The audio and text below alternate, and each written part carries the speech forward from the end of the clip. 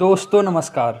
Welcome to psychology study point में मैं अमित सिंह आज आपके लिए स्नायु के शेष भाग को लेकर आया हूं।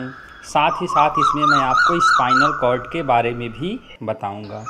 दोस्तों यह वीडियो आपके लिए बहुत महत्वपूर्ण होने वाला है, इसलिए पूरे वीडियो को बहुत ही ध्यानपूर्वक देखिएगा। और अगर आप मेरे चैनल पर नए हैं तो वीडियो को लाइक, शेयर और सब्सक्राइब करना नहीं भूलिएगा। साथ ही साथ बेल आइकन को भी प्रेस कर दीजिएगा ताकि मेरे द्वारा बनाया जाने वाला वीडियो आपको तुरंत प्राप्त हो। दोस्तों कल स्नायु के कुछ भागों को, कुछ बातों को पढ़ाया गया था, उसमें स्नायु के कुछ शेष भाग जिनके बारे में आज बताना है, जैसे कि कोशिका शरीर, एक्सॉन और शाखिका है। दोस्तों शाखिका पेड़ की टहनियों के जैसा होता है जो प्राप्त सूचनाओं को कोशिका शरीर के पास भेजता है। दोस्तों जो न्यूरॉन्स होते हैं, जो स्नायु होते हैं, उनका कार्य यही होता है कि वह शरीर की सूचनाओं को स्पाइनल कॉर्ड के माध्यम से ब्रेन तक पहुंचाते हैं, और उसके बाद ब्रेन से प्राप्त हुई सूचनाओं को शरीर के मांसपेशियों में और ग्रंथियों में पहुंचा देती हैं, जिसके माध्यम से हमारी जो बॉडी होती है, हमारा जो शरीर होता है, वह किसी भी कार्य को करने के लिए क्रियाशील होता है।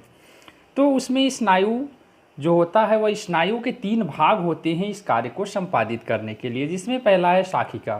शाखिका पेड़ की टहनियों के जैसा होता है जो प्राप्त सूचनाओं को कोशिका शरीर के पास भेज देता है।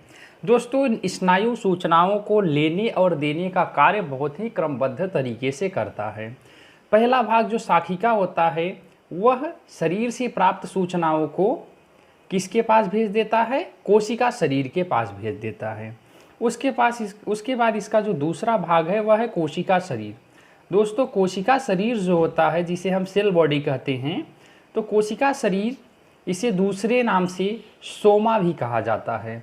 कोशिका शरीर या सोमा दूसरा प्रमुख भाग है जिसमें विशेष तरल पदार्थ साइटोप्लाज्म पाया जाता है। इसी के बीच में केंद्रक होता है। यह स्नायु में चयापचयी तथा जीव संरक्षण के साथ साथ प्राप्त सूचनाओं को एक्सॉन को भेजने का कार्य करता है। उसके बाद इसका जो तीसरा प्रमुख भाग है उसे हम एक्सॉन कहते हैं। एक्सॉन कोशिका शरीर से निकलकर आगे की ओर लंबवतः बढ़ा हुआ दिखता है। कुछ एक्सॉन 1 इंच के 1000वें भाग के बराबर, तो कुछ 39 से 40 इंच तक होते हैं जो मस्तिष्क से सीधे सुषुम्ना के नीचे छोर तक होते हैं। दोस्तों जनरली सामान्यतः जो हमारा यह एक्सॉन होता है यह 2 से 3 इंच का होता है। एक्सॉन प्राप्त सूचनाओं को बगल के स्नायु को देता है या मांसपेशियों एवं ग्रंथियों में आगे बढ़ा देता है। तो जो बगल के स्नायु सूचनाओं को प्राप्त करते हैं वह भी इसी तरह से शाखिका, कोशिका शरीर, एक्सॉन, इसी क्रमबद्ध तरीके से संपूर्ण सूचनाओं को स्पाइनल कॉर्ड के माध्यम से ब्रेन तक पहुंचा देते हैं। फिर ब्रेन उन सूचनाओं का सत्यापन करके उसके बाद पुनः उन सूचनाओं को मांसपेशियों एवं ग्रंथियों तक पहुंचा देता है, जिससे आगे की क्रियाएं संपादित होती हैं। यह था दोस्तों इस स्नायु। इसके बाद आइए हम सुषुम्ना या स्पाइनल कॉर्ड के बारे में जानकारी प्राप्त करते हैं। सुषुम्ना को मेरुरज्जु या मेरुदंड भी कहा जाता है, जिसे अंग्रेजी में स्पाइनल कॉर्ड कहते हैं। सुषुम्ना मस्तिष्क का प्रमुख विस्तार होता है। सुषुम्ना रीढ़ की हड्डी में गर्दन से कमर तक या अस्थिपुंज में सुषुम्ना रीढ़ की हड्डी में तरल पदार्थ के रूप में होता है।